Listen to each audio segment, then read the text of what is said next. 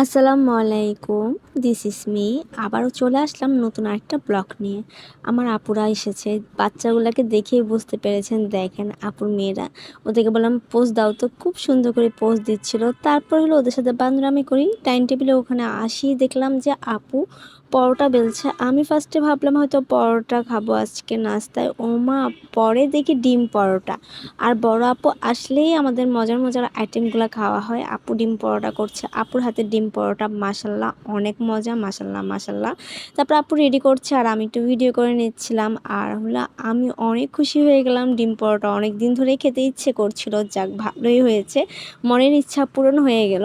তো আপু রেডি করছিল আর আমি এটা সুন্দর করে একটা ভিডিও করছি। আজকে হলো আমি কিছু আর করছি না, মানে ভাজি টাজি কিছুই করব না, মানে এগুলি সব আপুরাই করছে, তো আমি জাস্ট দেখবো আর কি। এই যে দেখতেছিলাম আপুরা ভাজতেছিল, এরপর একটা একটা করে আপু হলো সবগুলোই করবে। আর আমার ভাগ্নিরাও, আমি আসার সাথে সাথে ওরাও চলে এসেছে, ওরাও আমার সাথে দাঁড়িয়েছিল, দাঁড়িয়ে দাঁড়িয়ে দেখছিল।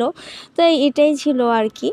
আর হলো আপুরা আসছে হলো 3-4 দিন হলো, মানে আমার আসলে ব্লগ করা হয়নি, আর তার মধ্যে আমি বিজি ছিলাম, যার কারণে কোনো ভিডিও টিডিও করিনি। তো চিন্তা করলাম আজকে করি, আর আমি জানতামও না, সাডেনলি সারপ্রাইজ ছিলাম, কারণ আমি ওদের সাথে ফাইজলামি করছিলাম, ভিডিও করছিলাম, তারপরে ছবি তুলছিলাম। তো ওদের সাথে মজা করতে করতে পরে ডাইনিং টেবিলে এখানে আসছে, আমি চিন্তা করলাম সন্ধ্যা হয়ে গেছে, আজান দিয়ে দিল, হয়তো নাস্তা খাবো। আমি আরও মনে করলাম আপু পরোটা ভাজবে হয়তো, সেটা মনে করেছিলাম।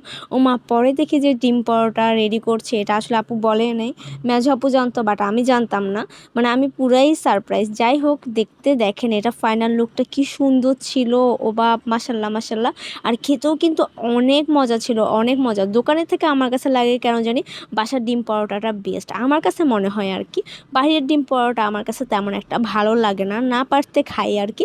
আজকে মন ভরে খেলাম নাস্তা, আমার কাছে অনেক ভালো লেগেছে। তারপর হলো আমি ছোট ছোট ক্লিপ নিয়ে নিলাম, একটার পর একটা ভিডিও করে রাখছি, মানে আপনাদের সাথে শেয়ার করার জন্য। তারপরে হলে এগুলো হলো আমি আব্বু আম্মুকে দিয়ে দিব। দেখতে কি সুন্দর লাগছিল মাশাল্লাহ, আর খেতেও অনেক মজা ছিল আলহামদুলিল্লাহ। আর আপুকে অনেক ধন্যবাদ। তো আজকের ব্লগটা তাহলে এই পর্যন্ত। ভালো থাকবেন সবাই। আমার ব্লগ ভালো লেগে থাকলে অবশ্যই লাইক কমেন্ট শেয়ার করে পাশে থাকবেন। Thanks for watching. আল্লাহ হাফেজ।